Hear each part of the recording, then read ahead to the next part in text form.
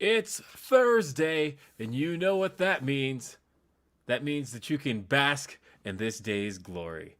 Hello, folks. Welcome to another edition of Day After Dynamite, your look back at all things AEW from yesterday.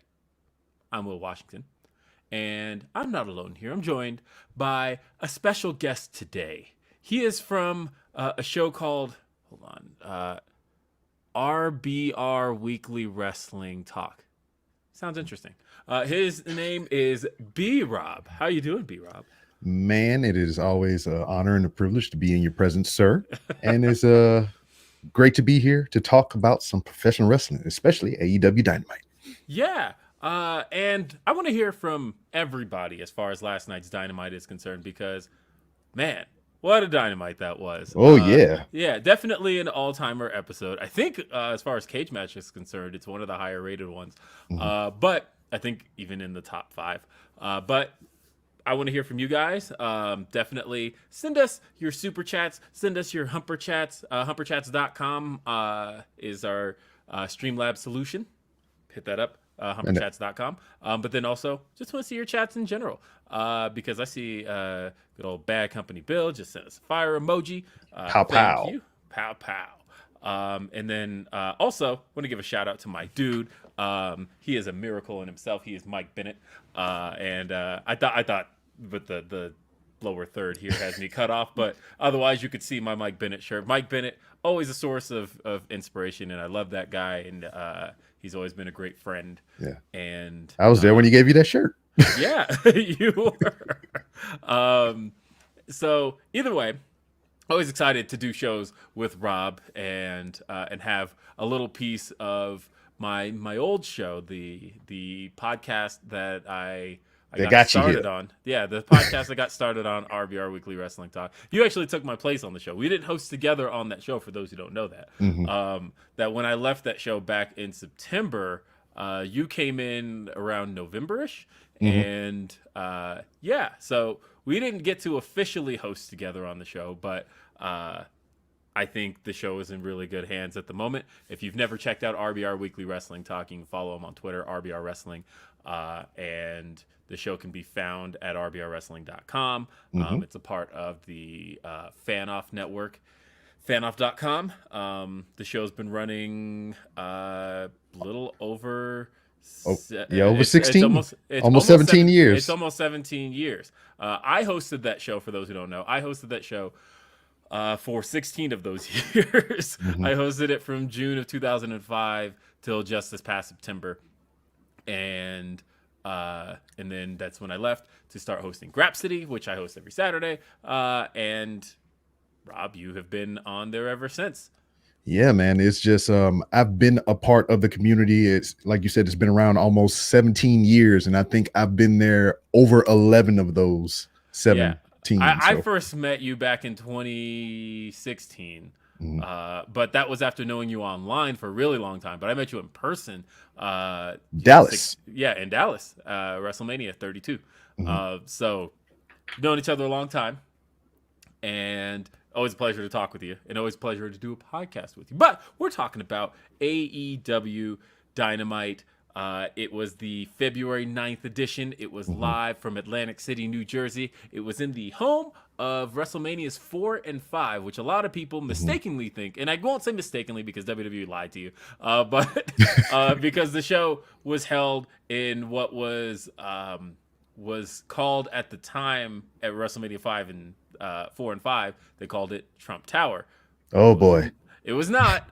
Trump was the sponsor of the event, and therefore they pretty much called the venue Trump Tower, but it was actually across the street. Trump Tower is not even there anymore, but this historic venue was. But this was the home of WrestleManias 4 and 5. And yeah, let's dive into it. First thing I want to do, though, is read super chat from Brent Lockman. He says, watching the crowd lose it for just the word limitless proves who their fan base is, and it was amazing. So I'll tell you what. Okay. You know, it's not like we doing spoilers or anything, because this is the day after, and pretty sure by now everybody knows what's going on. When this moment happened, I did not see it live. Reason Oh, being is because usually on Wednesday nights before we do RBR, I am getting off work at 7 o'clock. oh, So what my thing is, I'll turn it on my tablet and I'll put it on the floorboard in the back seat of my car and I'll listen to it on the way home. okay. So this I've particular had moments like that, right? So sometimes if I'm like traveling, and this is like probably not safe at all, but then again, people, I don't know, Uber drivers do it all the time. But so I have a mount for my phone oh on my dash, and so like there are times where if any wrestling show is like any show that I need to be watching, like especially if I have to cover it, right?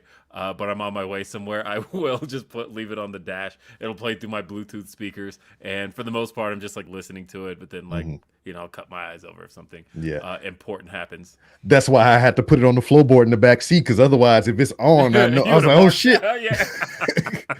But no, but this particular night I was off. I had the whole day off. Okay. But poor time management on my end. But since I was off, I had to do all the duties. I had to clean the stuff, had to cook the food, had to prep all these things. So the inner circle segment come up. I was like, oh, Jericho about to run his mouth for a good grip. I'm gonna go jump in the shower real quick. I get out the shower and I'm mid Keith Lee match. I'm like right in the middle of the build. Isaiah Cassidy is coming out of the sky and hitting the ground. I'm like, oh shit. That's awesome. Yeah, oh man, I love that. I have to say, by the way, so with this being Day After Dynamite, aka Dad, you, of course, you're only my second guest on the show. This is only the second episode of Day After Dynamite, but you are my first dad guest. And Word. that, yes, and that finally, I said from the beginning that the show is going to have some big dad energy. And hey, we're both dads. Oh, you get horns? Yes. So we're going to talk about this segment by segment. We're going to talk about all the things that happened on Dynamite and the aftermath. What are things looking like today? That's the beauty of this being Day After Dynamite. Of course, the opening segment of the show was hearing from MJF on his historic win. Now, MJF had tweeted out that this was actually going to be a very a humble segment. And Sure. and of course, for whatever reason, I don't know why I did, I took him seriously on that. And the moment the segment kicks off, I thought, of course, I should have known. I should have known that this wasn't going to be. I should have known what this was going to be, but for whatever reason, I let myself get worked. But of course, after the opening pyro, you can see that all of a sudden they've got Burberry carpet rolled out. Yeah, that was ramp. amazing to see. I was like, I've never seen anything like that. I've seen red carpets, I've seen blue carpets, but I've never seen a Burberry carpet before. Yeah, the Burberry carpet rolled out, and in the ring we were joined by various members of the Pinnacle.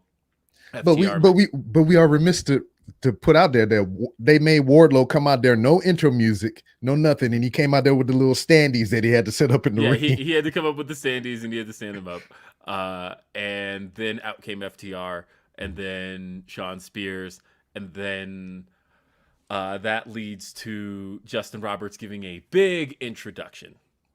I like how you just read that and you couldn't be bothered. Yes. He goes into a big introduction. Pretty much every nickname and every accolade that MJF has ever had was read off. And here we had MJF. I have to tell you, I was nervous throughout his intro for a couple of reasons. All I was worried about was as he was being carried out by the six guys who had him on their shoulders as he's being carried out on the throne. I was thinking like, oh my God, they've got a carpet on the ramp. Like, what if one of them just like slips? This whole thing becomes a disaster. And I was like, just panicked about that this whole time. Every step they took, my heart just like beats just a little bit more and a little bit harder. And I couldn't stop thinking about that the entire time. I don't know. Was I alone here? Chat, let me know. Am I crazy there for watching for that the whole time? I was just mesmerized by the Burberry carpet to even Uh-huh. notice anything else. I mean, they got the Burberry carpet. Even Spears carry around the Burberry printed chair. You Right. know, that's just crazy. And then, of course, he also has two lovely ladies with him. Oh, One gives him a kiss on the cheek, and then the other, who some people who are familiar with MJF might actually know quite well. But she and MJF go into like hard makeout mode. And yeah. I felt uncomfortable because I was just like, oh, that's cute. Then they just like, it just kept going. And I was like, I what is mean, this? it's MJF being MJF, but like I said, those familiar with MJF knew exactly who that was and knew exactly why that was done. And so that was kind of cool. But yeah, MJF gets in the ring and declares victory, declares he beat. And there were the little digs continuing to, I guess, sow the seeds of dissension between the Pinnacle and Wardlow, as MJF says he did it all by himself, and then he says, "Wait, I actually have to give thanks to one person who really helped me out, Sean Spears, who, if I hadn't worked out with Sean Spears beforehand." What sold me on that whole bit was like, you know, the subtle digs and everything. The camera kept switching over to Wardlow, and you could see his facials every time. And especially when he said that part that you brought up about, I had to thank this one person. Wardlow was taking a step forward to, you know, be to the forefront, to be acknowledged. And he's like, Sean Spears. Yes, that was great. I love that. And yeah, CM Punk makes his way out, and we got a first in the history of AEW Dynamite. AEW Dynamite has aired for 123 episodes. And in those 123 episodes, only one of them has ever had a match added to the show during the show. That's a regular thing in some other WWE. company. Well, in WWE, that's a regular thing, right? You know, they'll have an opening segment, promo cut. Somebody challenges somebody to a match, and they'll say, "Well, we're gonna do this tonight," and the crowd pops, and we get the match later in the night. That's a regular thing, but that hasn't happened in 123 episodes of AEW Dynamite until this one. This was the first time that's ever taken place. And as I said, they've done, because somebody tried to correct me, and I was like, they've done mystery opponents before. They've also done mystery tag partners, little things like that. There's been stuff where you didn't know all the details of the match, but as far as the match simply not existing prior to the start of the show, that had never happened before here. So in a way, it was kind of unique in that, you know, they've hinted at doing it before, and then it doesn't happen, where somebody has said, you know, I'd love to face you tonight, but I can't. And then the match like gets added to next week. So I thought that's what was going to happen here. Or even get pushed to Rampage or something like that. Yeah, and they've done that. They've pushed to Rampage. But I was not expecting the match to simply get added to the show. And then it got added to the show. All of a sudden, CM Punk challenges. So CM Punk, first off, says he's going to need some backup, and he brings out Sting and Darby. Sting and Darby make their way. They surround CM Punk, and now he's got backup. He says he wants his rematch from Greensboro, which is, some may recall, was the six-man tag match. FTR and MJF. And MJF says no, he's not doing it, but you can have FTR. But you have to pick a partner, and it can't be Sting or Darby. And so our match is made. So now, in that instance right there, when you're watching this or whatnot, who did you think that he was going to pick? Because off the top of my head, I was just like, well, shit, let him pick Wardlow. I thought that's what I thought. I was like, you know what would be cool if he picked Wardlow? That would have been dope. And we got people saying that in the chat. Yeah. And then, you know, some of the things I'd like, if they had done that, then I would have played around with the idea of what happens when Wardlow gets tagged in, and like he starts to kind of go, but then like ultimately still remembers his contract with MJF and like doesn't go through with it. That's where I thought they were going. So also, I was being a penis and was like, yeah, he gonna pick Coca Cabana. Yeah, I don't know. Mhm, But I guess I really wasn't expecting Moxley, other than the fact that mhm, I thought to myself, Moxley has to be doing something on this show, and mhm. he is not currently advertised. So I wonder what it is. But I didn't think he'd be here. No, Yeah, that was it's a surprise. all kinds of callbacks for those two or whatever. They had a match in FCW against each other to where Punk cut a promo at the end of the match saying that people compare Mox, or I forget what they was calling me, the Mox or Dean, to him being the next CM Punk, and he was like, no, there's never going to be another CM Punk, but he's going to be the first and only John Moxley or whatever he was called at the time. And then also the Shield would come up to save Punk when they debut. Yeah. So Hey, your co-host from RBR, Cody, he actually had like his biggest tweet ever. exactly. With the handshake of Dean Ambrose and John Moxley saving CM Punk. So this segment was a little long for me, but I feel like it got what it needed to get done. MJF got his big victory. This is probably where I should have went victory took the speech. shower at. Yeah. Because for me, I'm not big on talking segments, especially to open the show. AEW has just over the last 3 years kind of conditioned me to like, give me a match. I want to start with a match, and I want to be into a match. And so because of that, this segment gets a B- from me. Everybody in it delivered well. I actually think that I've been singing his praises for a while, but I do think that Dax Harwood comes off like a legitimately, I'm not going to say intimidating, but he comes off like somebody who was there to fight. And when he got on the mic and You think I look good in this suit? Yeah. I don't want to wear this crap. Yeah, I like Dax Harwood, and I think that Dax Harwood comes off like somebody who, like I said, who he comes off scrappy, and I believe Dax Harwood, and I want to see more. I've been saying for a while that Dax Harwood is a guy that if some of the tag team guys get a singles run in, say, the Owen, he's one of the ones I want to see get a run like that. I love Dax. And then backstage, we get Immediately Sting. after. Pretty much as soon as we get back from commercial break, we see Sting and Darby finally getting to talk with Andrade. I absolutely am such a fan of this Andrade and Darby and Sting story. It's my favorite thing. The fact that he calls him Mr. Stink is like, that pops me every time.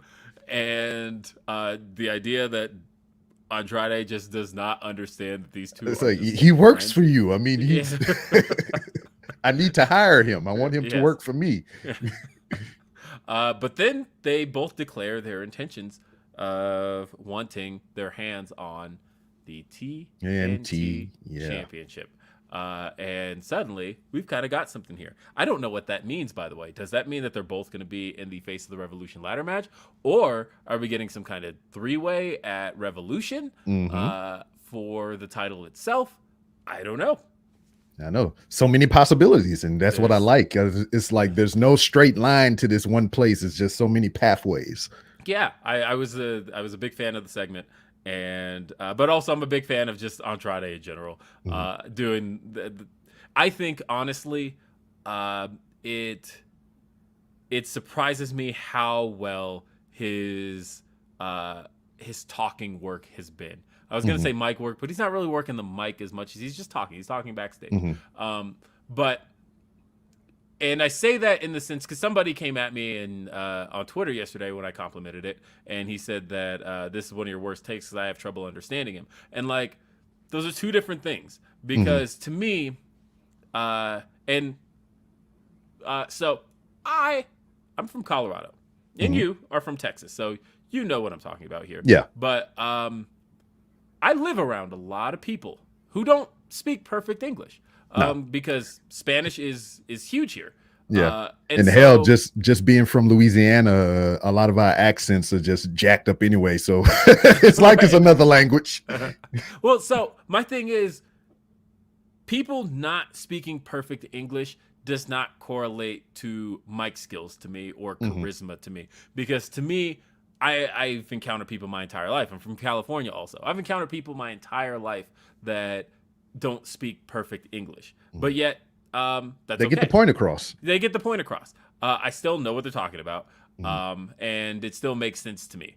And so, to me, he's speaking just as somebody whose second language is English, but he's still speaking confidently, and he's still Mm-hmm. speaking in a way that I think he's getting his point across, and Mm-hmm. it like just certain things he says always pop me. I think he's great, and It was the because same thing with Sheeta.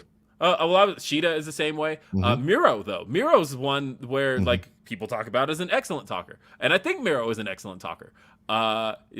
Obviously, English is a second language, Mm-hmm. but I think that he comes across confidently, and he comes across as somebody with a ton of charisma, and so I love it. I think that Mm-hmm. Andrade is doing great. I would not, and I don't think he's going to, but I see why initially he was paired with Zelina. I see why Mm-hmm. in AEW the thought was maybe Vicky Guerrero and then Mm-hmm. Chavo. But ultimately, I think he's got it. I think he's good. I Mm-hmm. enjoy Andrade Because a I mean, lot. they gave him an assistant that like he doesn't fit the mouthpiece role, so he's just like actually there as an assistant while Andrade does Oh all yeah, the talking. I love Jose the assistant. Jose. Yeah, Mm-hmm. I love Jose the assistant in that uh, he is truly there to be an assistant. He's not a Yeah. mouthpiece. He's not his manager. He is there to like I don't know. He's Smithers. Like that's what like that's what he is to me, right? And Mm-hmm. so I like Jose. And this brings us into the first match, which was Wardlow versus the AHFO's The Blade. So before we get too far into this match, my question for you was because we have the merger to which made it the AFHO Elemental P, whatever the hell they call this shit. Um, so do you feel like with the current news with Jeff Hardy and how Matt's been talking and how he's been phasing himself away from the AHFO, do you think that's something of note? Yeah. Oh, I absolutely think it's of note, and I was going to talk about that in one of the upcoming matches. First, I wanted to talk about this. There's not a whole lot to talk about here. No. This match went through a commercial break, which just kind of made it stretch a little long. Weird, for me. yeah. But you know, it's like I like the Blade. I actually like Butcher and the Blade as a tag team a lot. But ultimately, this was the Wardlow squash. But if you notice, he's starting to get positioned against heels now in his squashes, and that obviously it was these squashes were designed to get the fans behind him, and they pop with each power bomb, and they love the sequence. As soon as they know what's happening, they love especially it. when he hits like maybe the second one, then he pushes him in the roll through and grabs him back. Everybody when he does the roll through, that gets him every time.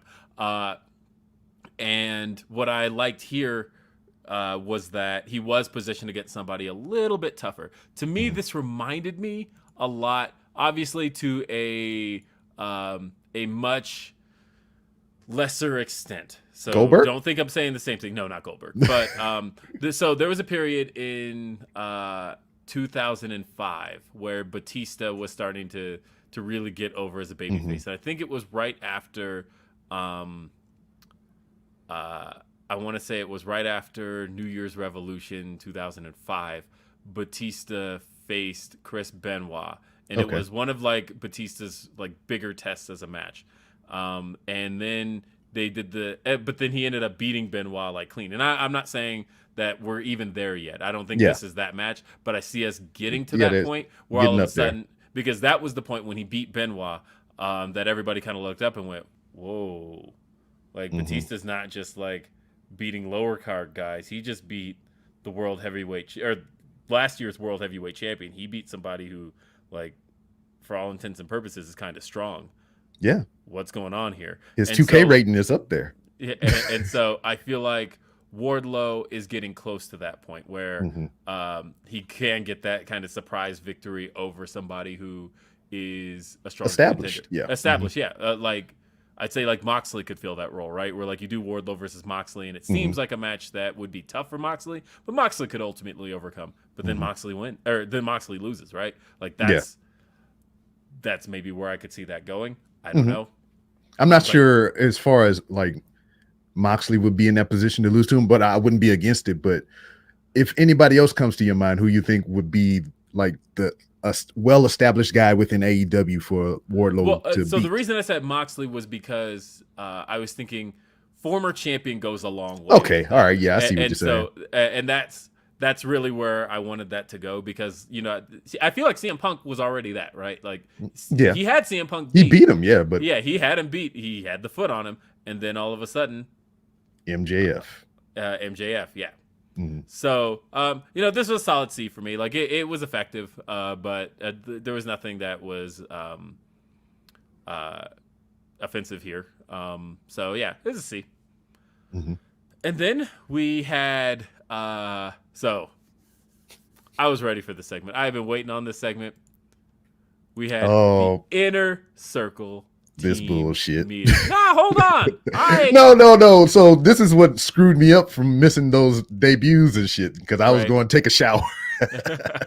All right. So we had the Inner Circle team meeting. Mm-hmm. And Chris Jericho makes his way out. Judas plays, crowds into Judas. They're always going to be into Judas. Mm-hmm. Now, Jericho's not my favorite. No.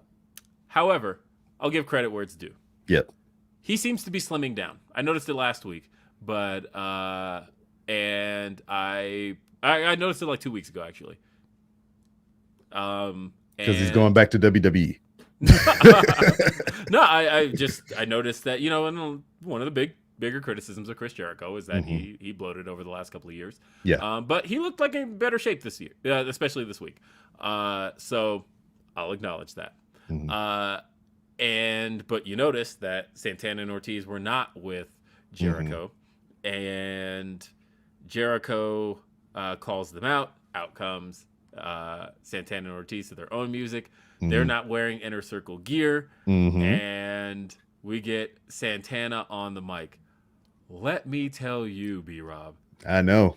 Santana on the mic is one of my favorite things. We found out what he had to offer back in, I want to say, Huntsville, Alabama, back in February of 2020, in which he cut a promo on Moxley the week before they had a match in Austin, Texas. Mm-hmm.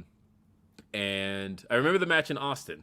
It was the main event, and it was the eye for an eye match because they were both because Moxley had taken out Santana's eye the week before.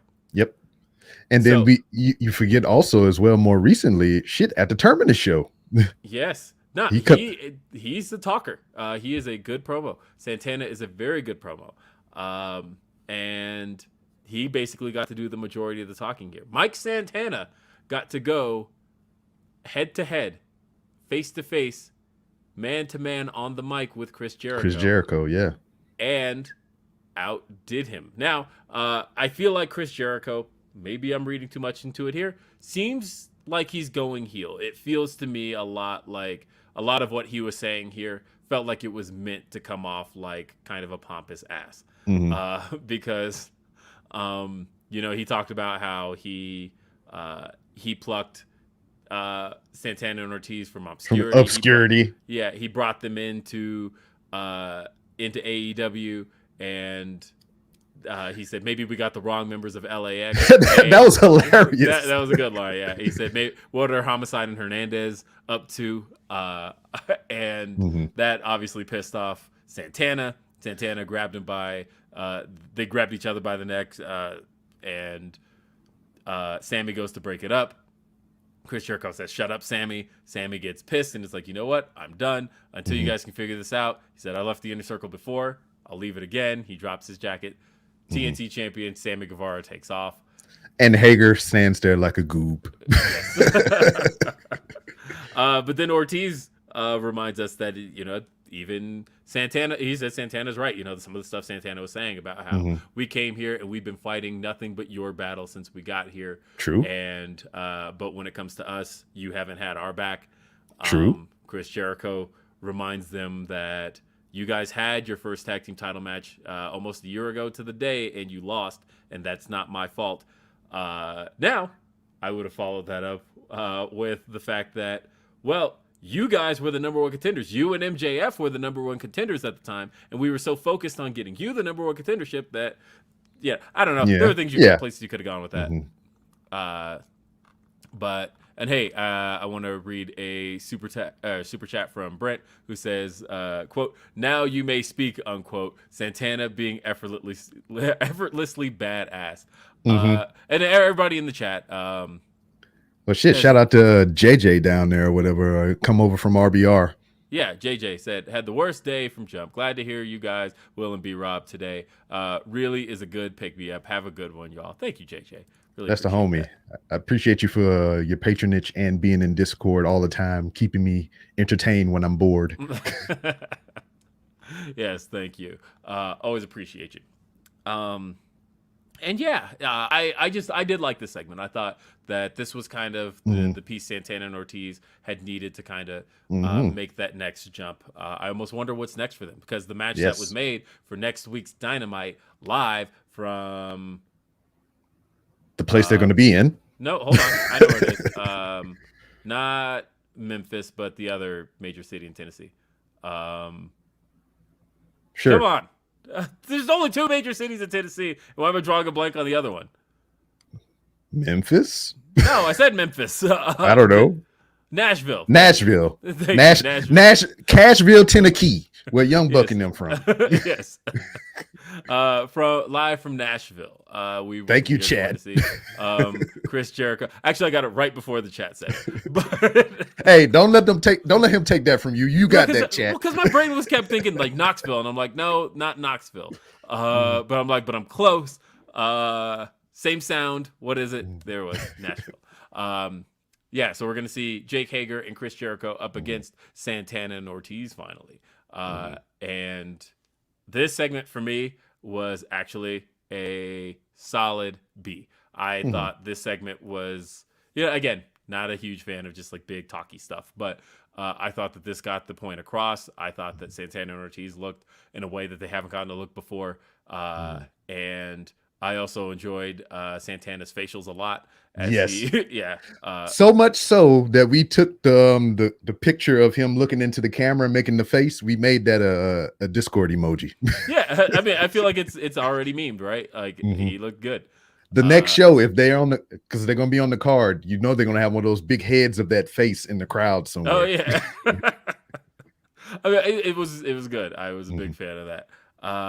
And then we're just here, right?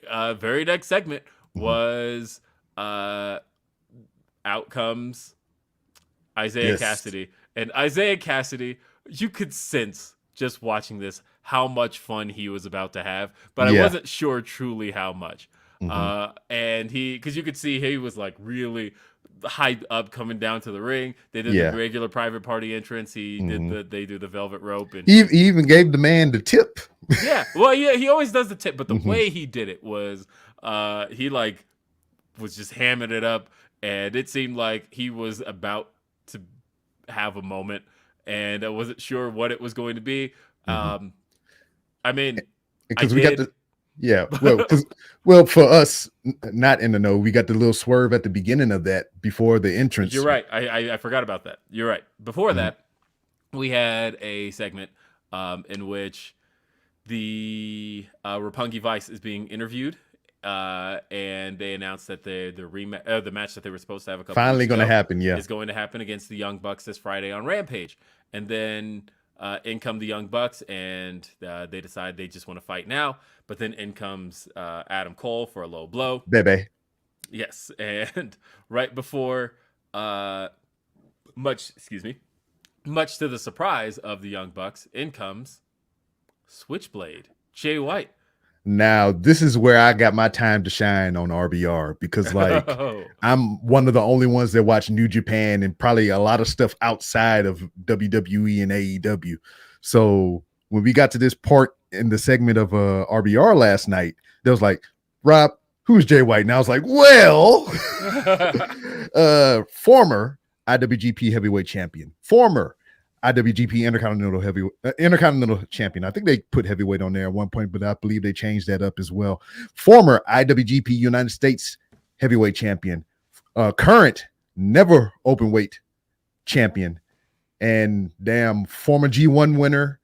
Freaking, he beat Tanahashi, he beat Okada, he beat Naito. He is the leader of the currently Bullet Club. of the Bullet Club after at one point having been one of their greatest rivals. And now with the members that he was in said rivalry with, now that they are parted ways with the Bullet Club, he is now, and all of that was referenced later in the show where Matt Jackson kind of addresses that, hey, Jay White and Kenny Omega don't exactly get along. They don't like each other. Yeah.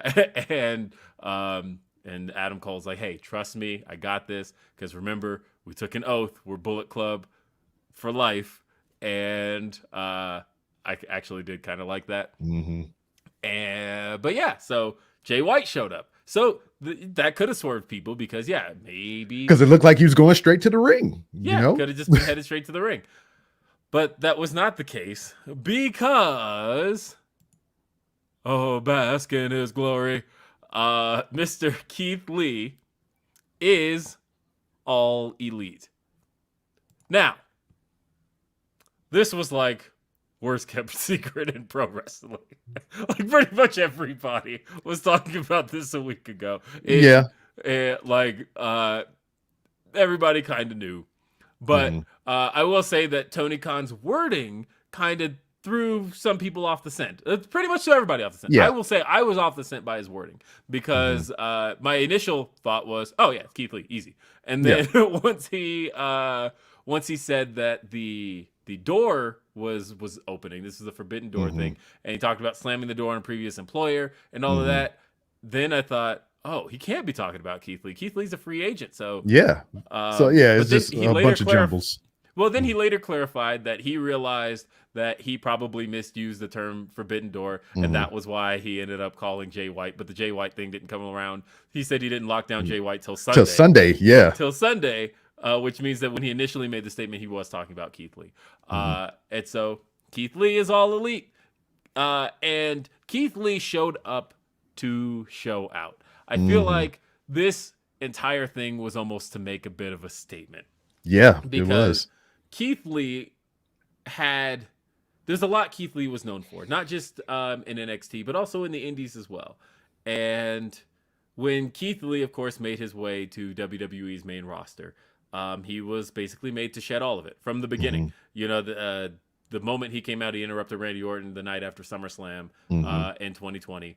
And the first thing people noticed was his theme music was gone, and not in a way where it's like, oh, he got new music that's like more suited for him or something custom made for him. It's like, no, we literally just gave him like some generic music that some synth keyboard bullshit. It was just nonsense. And by the way, and also for the people that are referencing the Bullet Club stuff in the chat or whatever, I don't know if y'all watching that stuff right now, but Bullet Club is in hella disarray in New Japan to where like they have factions within that faction, and Evil is at the forefront of one of them. So a lot of people look at Evil to be the leader of the Bullet Club and all kinds of stuff. So it's just what is it? They got like the something of torture.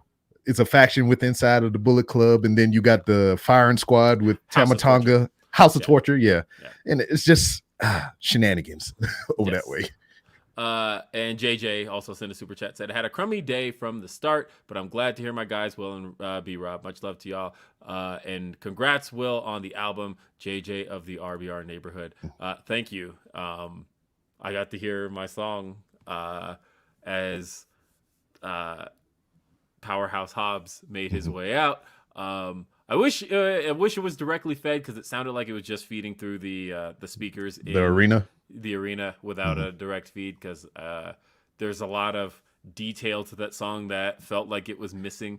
They had some Mariah Carey bell claps or something in there, you know. There's but the second I heard Powerhouse, it's the big homie Powerhouse Hobbs. And I'm happy. And there's also a special edition of Dark airing tonight, by the way. And Hobbs is wrestling on that this evening. He's wrestling Lee Johnson. And so a lot of Lees. You got Lee Johnson, you got Lee Moriarty, we got Keith Lee, you yeah, know. and We it's funny got is with my Cash dad's. Willard, then we got Willer Yuta, then we got Adam Page, then we got all the other Adams. How about Just we got Isaiah Cassidy in this match? Also Orange Orange Cassidy. Cassidy. Yeah. So anyway, I was saying though that Keith Lee came here to show out because I was talking about his debut on Raw. And in that debut on Raw, you could see that one, he like comes out in, he's got a top to his gear, and they put him in kind of the shorts that kind of look like a skirt. And Yeah, a kilt. yeah, it was very much like a. We said this on Grapsody at the time, but it really felt like they really tried to beat the Keith Lee out of Keith Lee. The way I said it on Grapsody at the time was it felt like they wanted a big black wrestler, and they were trying to get Keith Lee to fill that role more so than they wanted Keith Lee. I don't think they wanted Keith Lee on the main roster. Nah. You know, when he came back at the beginning of, or when he came back toward the end of 2021, he was, they had him growling. When did Keith Lee ever growl? Yeah. You know, they changed his name to Bearcat Lee. They wanted him having the angry facials and all that. Whereas who Keith Lee is, when you know that he comes out with like in a very suave, confident guy. Suave, confident guy. And they were like, no, you need to be mean mugging. You know, they were like, you don't wrestle like a big man. You need to wrestle like a big man. Which, like I always said, I said that's what NXT 2.0 is for. Like, if you're gonna, if you want to manufacture guys, do that. But don't take somebody who's already kind of established who they are and established what they are and try to mold them into something they're not.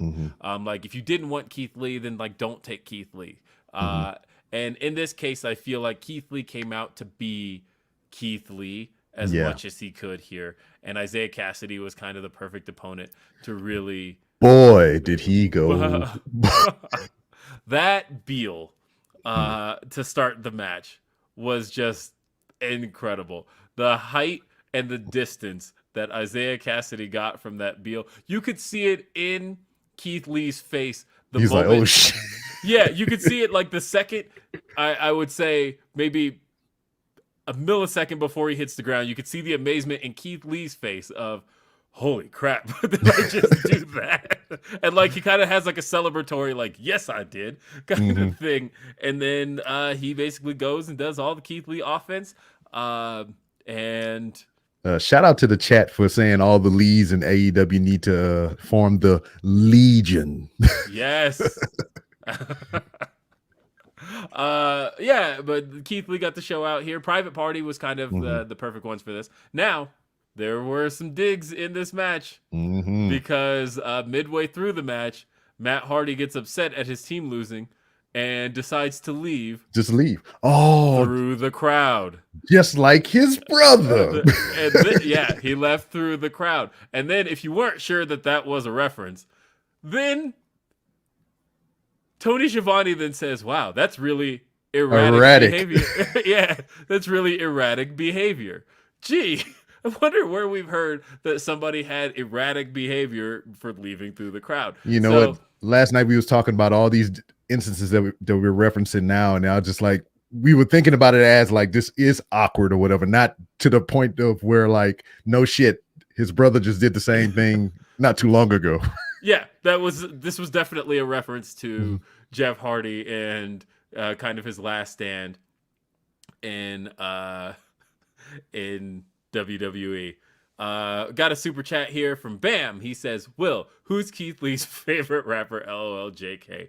Keep up the good work, guys. Yeah, I don't want to get into that again. Watch Grapsody, though, every Saturday at noon Eastern, 9 a.m. Pacific, youtube.com/Fightful. Super Bowl predictions. The team with the most points. So, you know, it's funny. I have no ties to either team. But I will say that I have ties to people who have ties to either team. And that I've got my cousin, Shane Strickland, and my brother, Curtis Washington. Oh, so are both massive Rams fans. Okay. But on the other hand, Sean Ross Sapp, of Fightful.com, is a big Bengals fan. Mm-hmm. Well, I'm going for the Bengals because their quarterback is from LSU. That's my home state. So there you go. I like the Bengals, and I feel like it's their story, Yeah, it's their time. But also, I'm a Von Miller fan because I'm a Broncos fan at my heart, and if he's not going to do it with the Broncos, he even said recently, he said he is. He may be playing with the Rams, but he is a Bronco for life. And he said, "This is just where I'm playing right now." So, in that sense, if Von Miller were to get himself a ring with the Rams, then it's kind of like the Broncos getting one, right? So, I guess deep in my heart, I'm saying, go with the family, go with the Rams. And so that's my answer is the Rams. LSU, we going Bengals, baby.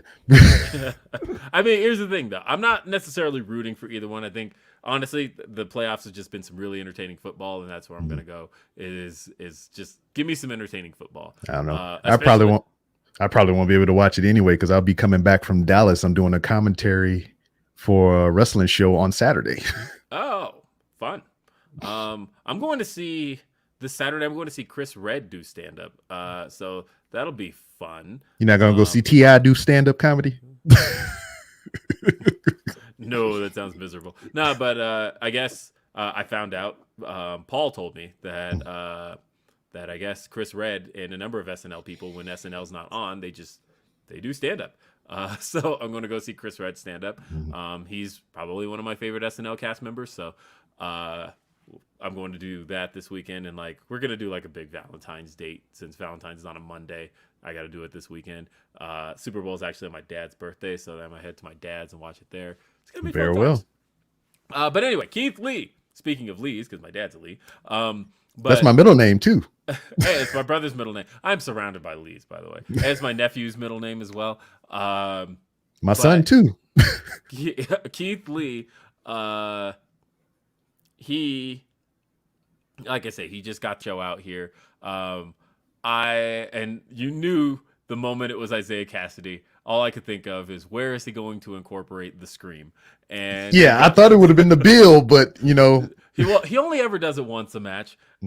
So the fact that he saved it for the finish probably made more sense. But then afterward, of course, then they tried to attack him outside the ring, and the way he caught Mark Quinn for that power bomb was fucking beautiful. Oh, it was so beautiful. That is the type of wrestling that scares me. But when it works out, it works out. This segment, I didn't think I was going to give out another one on this show because I gave out one last week to the main event.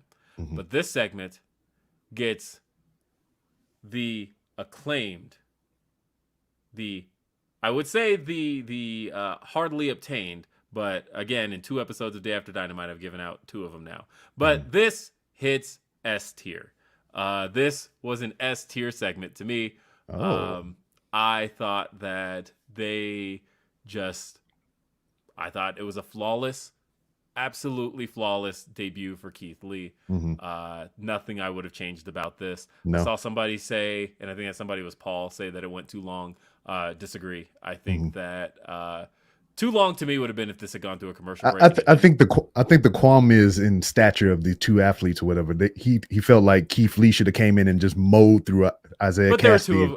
There were 2 of them, and at the end of the day, they're still an AEW tag team that kind of matters, and that's a team that as soon as Jeff comes in, that's the first place I would go is the Hardys versus. And I don't, I want the Hardys to show out with Private Party. I want them to show out, then get out. I don't want it to be Hardys against 2 guys who got mowed over, and it's they did anyway. It was just for a brief second, they got the best of Keith Lee. I thought this was perfect. S tier all the way. Shout out to my co-host Noah in the chat. Yes. And Noah also says, Noah of RBR says, I also disagree that it went too long. Shout out Pro Wrestling Noah. And you know what? That from the time Keith Lee left the Indies to go to WWE, if they could freaking Thanos snap blip that shit out of existence and have this be his return to professional wrestling, it would have been the most perfect thing ever. I mean, that last night's debut made up for all that bullshit that he did in WWE, in my opinion. So the next segment was the aforementioned match that got added to the show because because I always have a problem with that because logically I ask this every episode of Raw, especially when it's a main event. What were you going to do? Yeah, what was supposed to be there? What was supposed to be there? Was the show just going to end early? Like, what was going to happen here? Like, I saw somebody say, like, logically, you could say that CM Punk interrupted MJF's celebration and therefore cut it short. So therefore, there was this match went to the time that should have gone to MJF. Like, okay, that's fine. We did see, though, FTR take on CM Punk and his mystery partner. It turned out to be Jon Moxley. It's the only thing I don't have a graphic for because this match wasn't announced. Yeah. But Jon Moxley and CM Punk teamed up, and this is the best match on the show. It was good. Yeah, this is a phenomenal tag match. This was everything it needed to be. Now, of course, on the line was CM Punk getting another opportunity to face MJF. He could choose the match type and the location. Place. Yeah. Yes, which it's going to be Revolution. It's just a matter of what they do at Revolution. Yeah. Speaking of Revolution, do you want a revolution? You know what? Do you want a revolution? Do you? Because I'll tell you what. Sneak peek. I'm just going to announce it here for anybody watching, and you'll have the heads up. But if you happen to be in the Orlando area or happen to be traveling to Orlando or have the ability to travel to Orlando, I'll tell you guys what. I, on Twitter, will be giving away 2 tickets to Revolution. I actually have 2 tickets to Revolution that I will be parting with. I'll still be at Revolution, but I have 2 tickets I'm parting with. I'll be giving them away on my Twitter. I'll be posting that later on today, so stay tuned on how to win 2 free tickets to Revolution. Yeah. Otherwise, if you can't give them away, I'll take them. And if you can make your way to Orlando. Actually, you know what, though? It's funny you said that. I may have an extra. Shit. Damn it, man. I'm going to Dallas this weekend. I'm going to Atlanta again next weekend. And then I got another trip after that. It's like, if I can fit this shit in here, you damn right. And so continuing with the show. Yeah, so we had the tag match. I thought this just delivered so much. It was such just a fun tag match. I thought the Doomsday spot was fun. There were so many near falls and so many opportunities, so many places where I thought that it was over. And FTR believably had it won. When they hit the big rig, I thought, we're done. This is it. This is over. Tell you, whacking him with the damn coat, that tickled me to no end. Really the only not perfect spot was Punk struggling to get Tully up for the go to sleep. But honestly, hey, the old man was fighting back. I was gonna say, yeah, Tully's 100 years old. What are you gonna do? But the finish to this was so perfectly in sync. I was shocked at how perfect that hit. And at the you swear they've been working together like forever. I know, that was just crazy how they hit the paradigm shift and the go to sleep at the same time. FTR reminds everybody each time they're out there why people say they're the best. The crowd was going insane this whole match. They were into every little bit of it. They were into Moxley. They were into Punk. The GCW chants. That was amazing. GCW, yeah. And everything about this match just delivered. And then Punk ended up getting the victory, allowing him to have his match with MJF at Revolution. What's it going to be?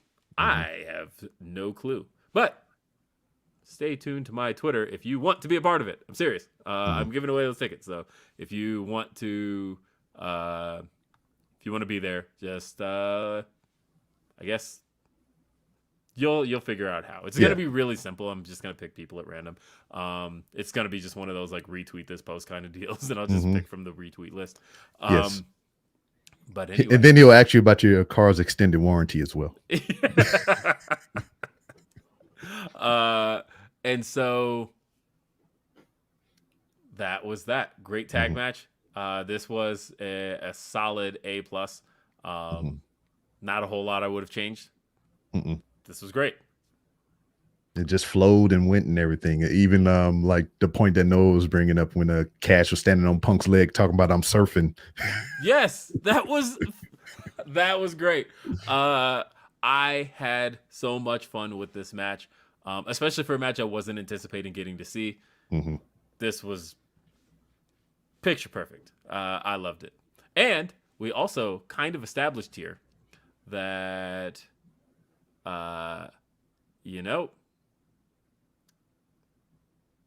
John Moxley works well with a tag partner. Oh yeah, the confrontation between him and Brian the other week. Yeah, Brian has words. Join me. You know it in your heart to be true. Brian said this week that it's being advertised that Brian's got some things to say.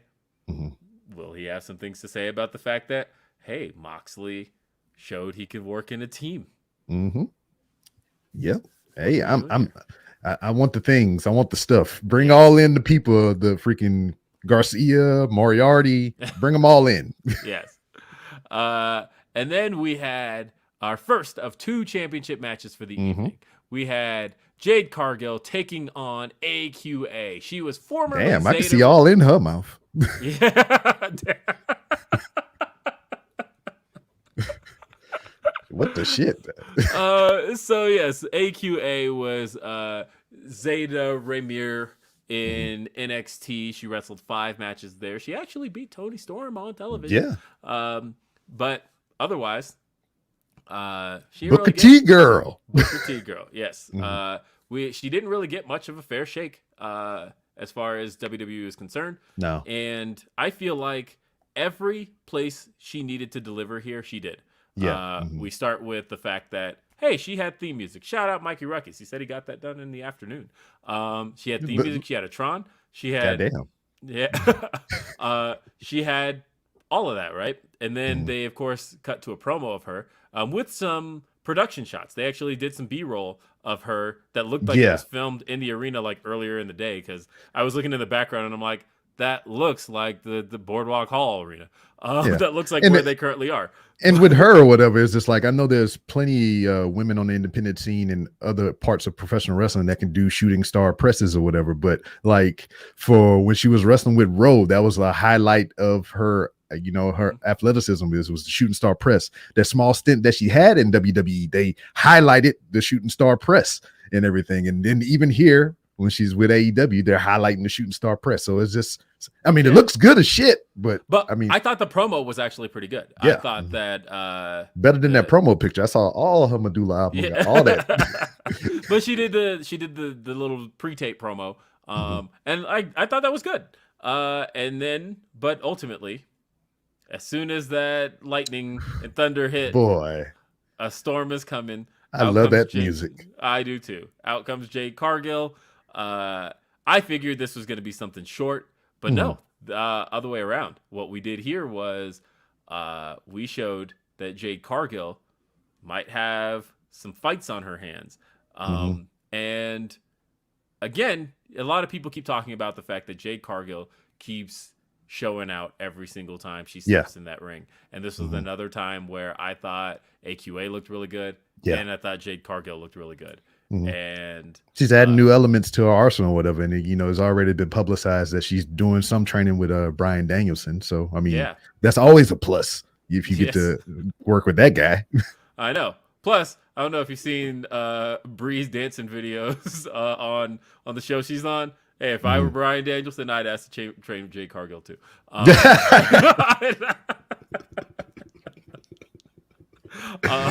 Man, I'm kidding, but not really. But so Jade here hit an excellent What the hell is the name? Tour of the Islands. Tour of the Islands. Yes, thank you. Mm-hmm. The Jeff Cobb's finish. Yep. Looked excellent. That looked really good. Yeah, she put a little more force behind it or whatever because she kind of threw her body with it as well as to where Jeff Cobb just kind of stops and slam. Yes. And then she hit her with Jaded. 1, 2, 3. But we did get to see the shooting star in the match. Yeah. I feel like that was the moment that woke the crowd up because the crowd was pretty much exhausted. It's like, whatever. Oh, shit. Yeah, they were exhausted from that tag match, but I feel like that shooting star woke the crowd up. And Jade, 27-0. She gets her little Undertaker style graphic. So I'm excited about that whole thing. It's just like they are heavily playing into the undefeated streak. They putting pomp and circumstance behind it, the graphics and all that stuff. She's the current TBS champion, and it's just like now there's an open challenge. Who is going to be the one to topple her undefeated streak and take the title? It's just like it's so freaking exciting, man. Yeah. Oh, and one thing I didn't talk about because it was more so Rampage stuff, but they did the reveal last week. Yeah, this ain't DAR. Right. Well, I was gonna say that. Yeah. But they did do a little segment recapping the fact that it was revealed that Britt Baker was the one behind Mercedes Martinez, that she was the one that paid her. And that was great. And the thing I love about that is that we have it in place. It is now sets up the rematch now for the title, Britt Baker versus Thunder Rosa, because as soon as Thunder Rosa vanquishes Mercedes Martinez, which he's going to get to do next Wednesday, Thunder Rosa gets to move on to the title. Yeah. And then to speak of that match real quickly and everything, I know it was one of those rare disqualification wins. When she hit her with that pipe, that shit was cool. It almost looked like a Mortal Kombat move to where where did they pull this pipe from? It just kind of appeared and bam, she was hit. Yep. And the crazy thing is though, I think Thunder Rosa's winning the title. I wouldn't mind that. I fully do. I fully believe that Britt's losing. Because here's the thing. I don't think Britt's run is over. Britt is probably going to be, when it's all said and done, like a 10-time champ. And so, when her career is all said and done. Yeah. But, and who would have thunk it? and so, this just being the ending of her first reign, I think Thunder Rosa is going to win it. And then next we had the rare, only seen it a couple of times, second women's match. This one was only a minute, but we did have the 5-minute rookie challenge, the Professor's 5-minute rookie challenge.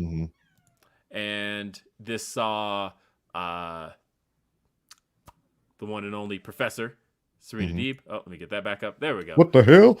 There we are. The Professor Serena Deeb face a rookie. Don't remember her name. And she beat her less than a minute. And this is another thing, just to like what I was talking about with the last match, with they're building up to somebody to just come in and, defeat this challenge. And I'm excited to see who that is. Now, of course, our friend Monica said, who do you think this Serena Open Challenge is leading to? Athena, maybe? I don't know, because there's a number of questions that have to be asked here. I do think that this is leading very soon to the return of Hikaru Shida. Oh yeah, it was Katie Arquette, because I made the joke last night about that's David Arquette's daughter. Shida, she is done with Makai, which is what she traveled to Japan for and why she's been gone, which is why they had her knee taken out. She's done. So sounds like she'll be back really soon. I imagine it's to exact revenge and hopefully give me my Iron Man match. That's all I want. I want Iron Man match. Iron Woman match. Hikaru Shida. Iron Person. Iron Person. Yes. Hikaru Shida versus is that an RBR reference, by the way? Was that what that was? Okay. I was like, that just sounds like a joke we made like 10 years ago. The Sheamus joke. Yeah, the Sheamus joke. That's what I thought it was. But anyway,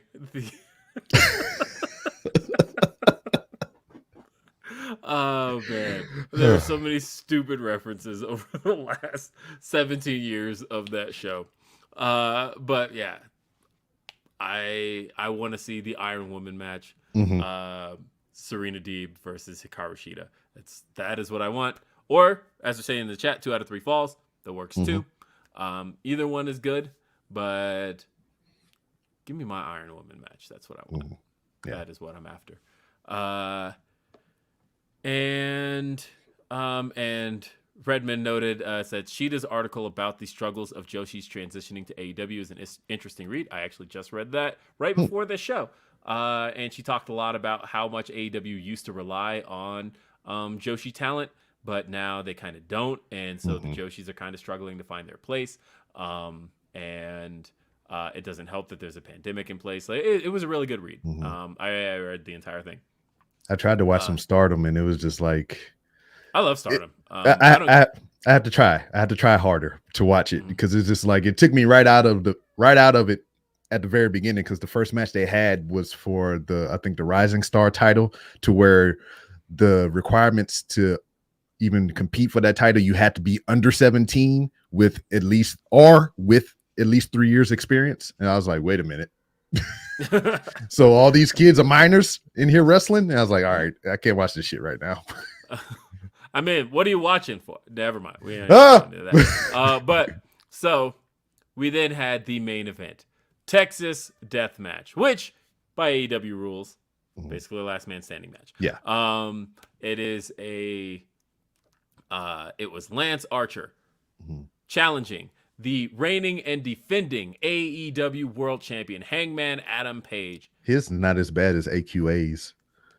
I know, it's at least dark, right? But Hangman Adam Page versus Lance Archer. Lance Archer.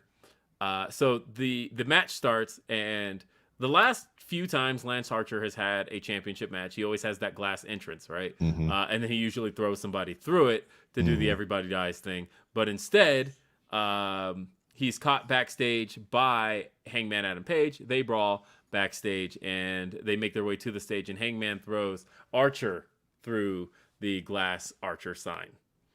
And I was talking to because me and Noah did the last 30 minutes of the show live on the RBR Facebook page, and we were watching this together live, and I was like, that's a sugar glass. That's what some people use in movies and stuff, so they don't get injured and everything.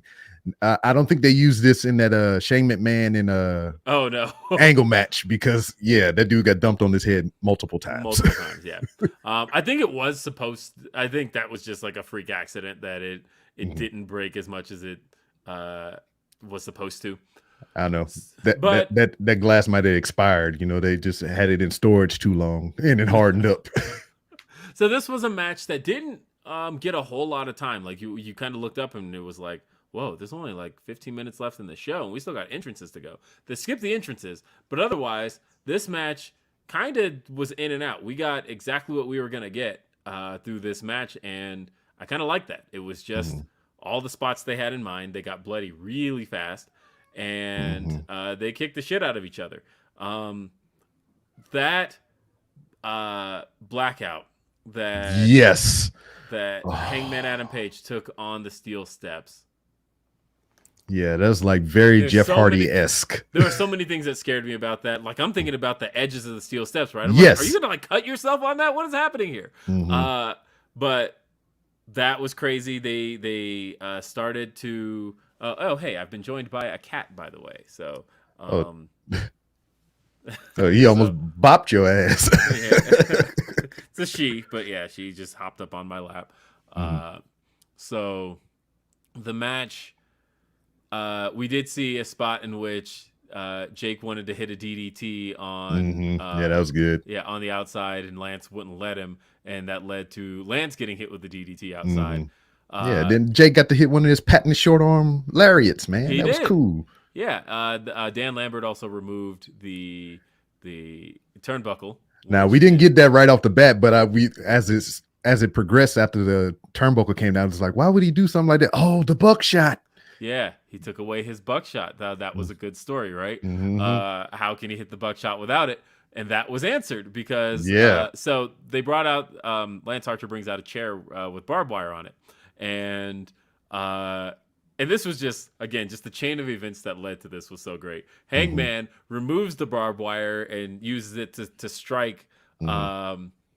Uses it to strike Archer Lance with the Archer. roaring Yeah. elbows. And Yeah. so when Archer is outside and the two tables are set up or is on their apron, Hangman throws down the barbed wire, and referee Paul Turner goes to pick it up. And when he's bent over, Hangman uses him to springboard off of for the buckshot lariat, And they takes go Archer through through the tables, and beautiful. We get the 10 count, and that's it. Hangman retains. I will say, I haven't had as much fun with Hangman as a champion as I'd like to. I feel like we haven't seen enough of him, but the matches have all come through. And ultimately, if he can keep doing that, he's going to have a good title reign. But after the match was over, out comes the other Adam Cole. Baby. Yes, which, as somebody reminded us, your Bullet Club for life. And gee, who did Adam Cole recruit to the Bullet Club about 6 years ago? Hangman Adam Page. It's full circle, people. Yep, and he comes out, and of course, the commentary notes that he's the new number 1 contender because he was the number 2 ranked. Now he's the number 1 ranked. He hands Hangman the championship and just pats him on the shoulder. Walks away. What's going on? We know this is the match we're going to get at Revolution. And where do the Bucks stand in all of this? Because they gave Hangman the nod at Full Gear. Yeah. So we're so back. Much. We're back to this story. We're back to an elite story, and that seems to be what's going to take the precedence in the main event. Yeah, and then what the hell is Red Dragon? Well, Kyle O'Reilly just had a baby. All right, okay. His wife just had a baby, so that's exactly where they're at right now. Very well. Yes, there's actually a reason for that. And I don't know how much time he's going to take. He's been gone like 3 weeks, but and I know the baby was born maybe 2.5 weeks ago. Yeah, take your time. Yes, but yes, as fathers, we recognize that Kyle O'Reilly, take your time. He'll be back, but yeah, don't pull around to Rousey. Just like she should have stayed cooking a little bit longer. But yeah, that's where Kyle O'Reilly's at. Bobby Fish, he worked Elevation last week, so he's like still there. But I think they're just kind of keeping him at bay till Kyle's back. Yeah, because I mean, there's still some underlying stuff with Cole and the Bucks and all them. Because with he's dead, all that crap, and then Omega got to come back at some point, so they don't seem to trust him. But that main event, that was an A-. I had fun with that. It went.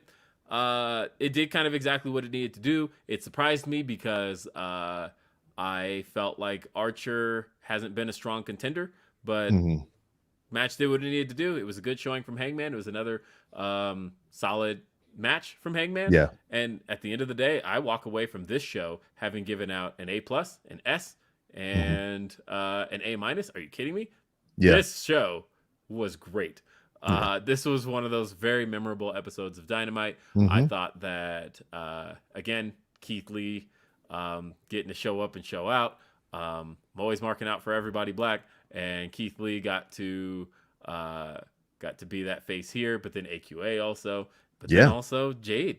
But then also, as somebody noted, Isaiah Cassidy was really the star performer in that match, and that he made Keith Lee look like $1 million. Now, here's our question, Rob. How did this show do?